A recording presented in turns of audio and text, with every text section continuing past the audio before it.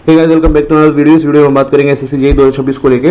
तो काफ़ी लोगों के डाउट आ रहे थे, कमेंट भी आ रहे थे कि कई दिनों से वीडियो नहीं आ रही है, तो मैंने एसएससी जेईई 2026 के लिए वीडियो लेके आया हूँ। तो इस वीडियो में हम बात करेंगे कि कैसे आप अपनी तैयारी को आगे स्टार्ट करते हैं, या फिर जो भी तैयारी कर रहे होंगे, या फिर कई लोग ऐसे भी होंगे जो डाउट में होंगे कि क्या जो हमारे 3 से 4 महीने बचे हैं उसमें हम अभी भी एसएससी जेईई प्री को क्रैक कर सकते हैं कि नहीं। तो बिल्कुल भाई, आप इजीली क्रैक कर सकते हो, यस, ठीक है। तो हमारा टारगेट रहेगा टेक्निकल में मिनिमम 70 नंबर हमें लाने 70, रीजनिंग में 45 और जीके जीएस में 20 नंबर।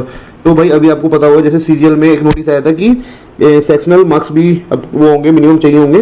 पहले क्या होता था कि भाई कुछ बच्चे होते थे जिनका टेक्निकल अच्छा होता था तो वो जीके जीएस को लाइटली ले लेते थे, लेकिन अभी ऐसा नहीं होगा। तो इस वीडियो में आगे बढ़ते हैं, कैसे हमें कहाँ से क्या क्या पढ़ना है जिससे आप इजीली स्कोर कर सकते हो, ठीक है। तो बढ़ते हैं आगे, ठीक है। तो सबसे कॉमन डाउट जो हमें आता है, ऑलमोस्ट 3-4 महीने बचे हुए हैं, is it possible to crack SSC JE? Government engineer बनना है बट समझ नहीं आ रहा किसका बेस से स्टार्ट करें। आप कॉलेज स्टूडेंट हो, फुल टाइम एस्पिरेंट हो या वर्किंग प्रोफेशनल, अब हर प्रोफाइल के लिए इंजीनियर्स वाला लेकर आया है एक परफेक्ट बैच। अगर आप फुल टाइम एजेई एस्पिरेंट हो और आपका सिलेक्शन ही टारगेट है तो अशोका 2027 बैच आपके लिए परफेक्ट चॉइस रहेगा। इस बैच में आपको subject wise short notes, SSC JE और आरआरबी जेईई के PYQ with video solutions, monthly guidance session, और इसमें आपको मिलेगा 70+ weekly test and much more. Target courses for SSC JE, RRB JE, बार, DDA JE, NHPC, BTSE and HPCL, IOCL, ISRO and all state AJE exam. ये batch आपको मिलेगा 3599 रुपये का।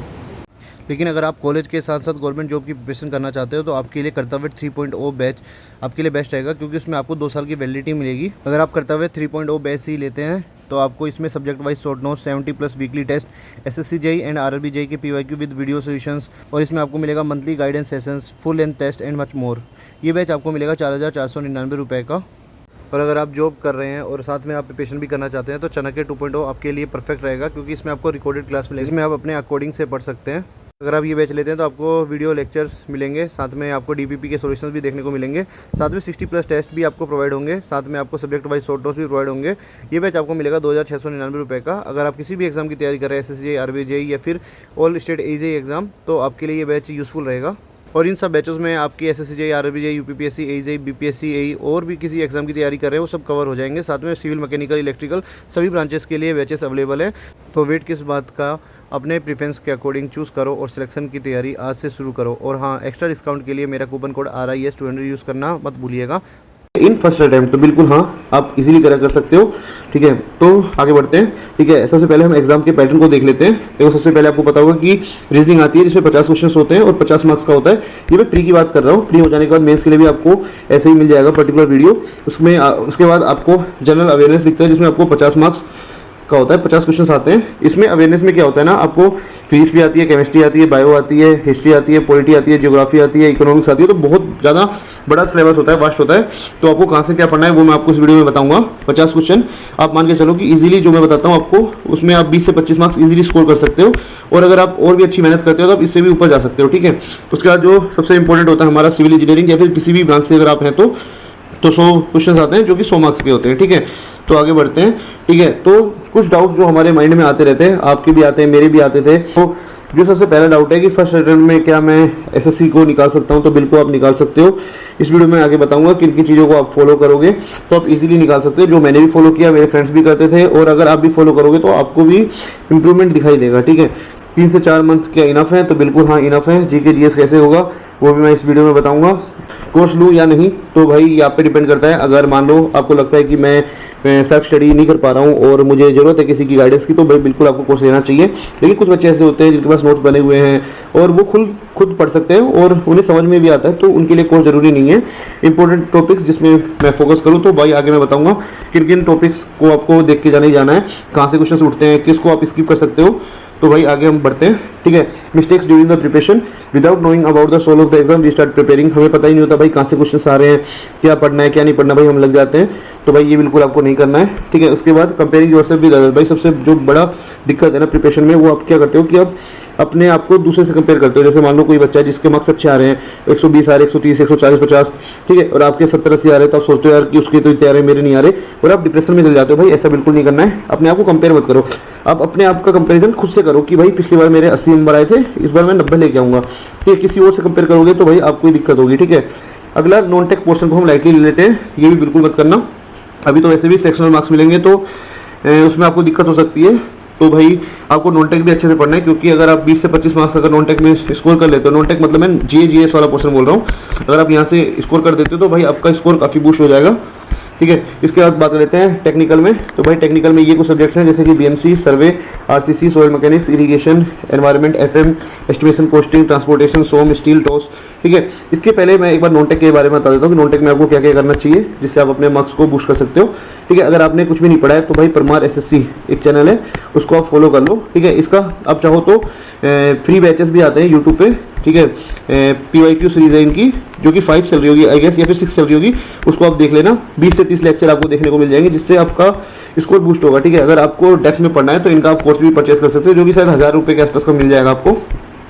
ठीक है, अगर आप इतना कर लेते हो तो आप इजीली स्कोर कर सकते हो। और इसके साथ एक और चैनल है जीएस टर्मिनल। ठीक है, वहाँ पे मैंने पॉलिटी पढ़ी हुई थी। ठीक है, जीएस टर्मिनल।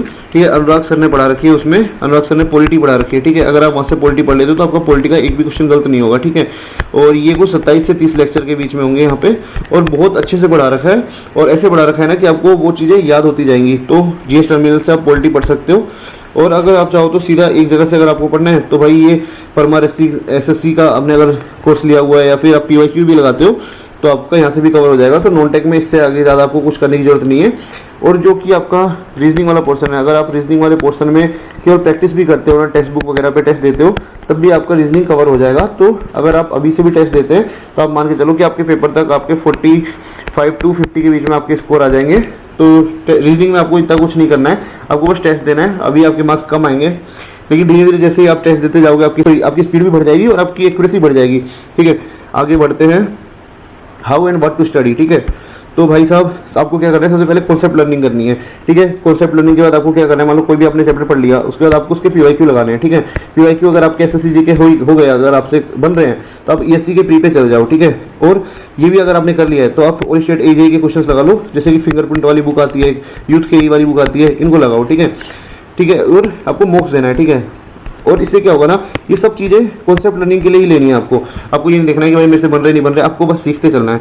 मान लो आपने कुछ चीज़ें क्वेश्चन लगाया, आपको वो क्वेश्चन नहीं आया तो आपने वो चीज़ सीख ली, तो भाई एट द एंड आपको क्या हुआ, कॉन्सेप्ट लर्निंग हुआ था। तो आपको क्या करना है, कॉन्सेप्ट लर्न करना है। जितने ज़्यादा आप क्वेश्चन लगाओगे उतनी ज़्यादा आप नई नई चीज़ें सीखोगे। ठीक है, अब मान लो कि भाई आप एक पेपर की तैयारी कर रहे हो, मान लो SSC की, आप सारी चीज़ें पढ़ रहे हो, मान लो कि भाई आप PYQ भी लगा रहे हो, ESC के क्वेश्चन भी लगा रहे हो और स्टेट के भी क्वेश्चन लगा रहे हो, तो आपका यहाँ से काफ़ी एग्जाम के लिए आपका रास्ता खुल जाता है। जैसे SSC का भी पेपर दे सकते हो आप, RRB या फिर जिस भी स्टेट के हो आप, वहाँ के AJE के एग्जाम भी आप दे सकते हो। ठीक है, तो अभी जैसे DDA JEE कोल इंडिया का भी वैकेंसी आया हुआ है, MP के अगर आप हो तो MP सब इंजीनियर या फिर AE का वैकेंसी दे सकते हो। DSSB JEE की भी वैकेंसी अभी पेपर एग्जाम डेट आ चुकी है शायद सितंबर में, अब वो भी दे सकते हो। तो भाई एक तैयारी करोगे आपके काफ़ी एग्जाम निकल सकते हैं। उसके बाद SSC की बात कर लेते हैं। BMC से आप देखोगे कि स्लाइम मोटार से 3 से 6 क्वेश्चन पूछे गए हैं, कंक्रीट से 4 से 8, ये रेस्पेक्टिवली 4 से 5 साल के जो लास्ट पूछे हुए हैं ना उसका डाटा है। आप देख लो, स्टोन से 1 से 3 क्वेश्चन पूछे हुए हैं, सेम हर सब्जेक्ट के मैंने से डाल रखा है। आप एक बार स्लाइड को पोस्ट करके देख सकते हो। ये LSM WSM से 2 से 8 क्वेश्चन पूछता है, डिजाइन ऑफ बीम से 1 से 3 क्वेश्चन पूछ लेता है। तो भाई जिन मतलब जो भी टॉपिक से ज़्यादा क्वेश्चन पूछे हैं उनको आपको स्किप नहीं करना है। जैसे मान लो डिजाइन ऑफ कॉलम आपको इंटरेस्ट नहीं आ रहा, आप देख लो भाई अप्रोक्स 1 क्वेश्चन पूछता है तो आप इसको स्किप कर सकते हो। लेकिन मान लो ये 2 से 8 क्वेश्चन जो कि LSM और WSM वाला है, इसको आपको पढ़ के जाना ही जाना है। ठीक है, सेम सोम में देख लो, तो सोम में जैसे कि टोर्जन कॉलम और ये शियर स्ट्रेस है, इससे एक ही क्वेश्चन पूछता है। अगर आपको टाइम कम है तो आप इनको स्किप कर सकते हो। लेकिन जैसे स्ट्रेंथ ऑफ मटेरियल का जो बेसिक है, स्टार्टिंग वाला जो पोर्शन है, उससे 2 से 3 क्वेश्चन पूछ लेता है। SFD में MD से 1-2 क्वेश्चन आ जाते हैं। डिफ्लेक्शन ऑफ बीम से पूछ लेता है, तो इनको स्किप नहीं करना है। ठीक है, उसके बाद बात करते हैं FM में। सेम FM में वही है कि फ्लूइड की प्रॉपर्टीज है, उससे 2 से 3 क्वेश्चन आ जाते हैं, तो आपको इसको पढ़ना ही पढ़ना है। सेम सॉइल मैकेनिक्स में भी आप एक बार पोज करके देख सकते हो। ठीक है, स्टील में भी सेम मैंने आपको प्रोवाइड करा दिया है। जो कंप्रेसर मेंबर है 1 से 4 क्वेश्चन पूछता है, जो कि डिज़ाइन के रिक्वायरमेंट्स है, जनरल डिज़ाइन रिक्वायरमेंट्स, उससे भी 2 से 3 क्वेश्चन पूछ देता है। टॉस में देखो, टॉस में काफ़ी लोग सोचते हैं कि टॉस छोड़ दूँ, तो भाई मैं बोलूँगा छोड़ने से अच्छा है कि इंडिटरमिनेसी वाला टॉपिक पढ़ लो। इसमें क्या है, जो RHS और ट्रस है, इसमें फॉर्मूला बेस पे क्वेश्चन आते हैं, तो एटलीस्ट फॉर्मूले तो देख के जाना। अगर मान लो इजी क्वेश्चन आ गया तो आपसे बन जाएगा। ठीक है, उसके बाद बात कर लेते हैं एस्टिमेशन कोस्टिंग। भाई ये काफ़ी इंपॉर्टेंट है, मान के चलो कि 8 से 10 क्वेश्चन तो आते ही आते हैं। तो ये आपका केवल ऐसा है कि अगर आपने पढ़ा हुआ तो बना लोगे, नहीं पढ़ा हुआ तो नहीं बनाओगे। ठीक है, तो इसमें भी अच्छा खासा वेटेज होता है, इसको तो बिल्कुल छोड़ना नहीं है आपको।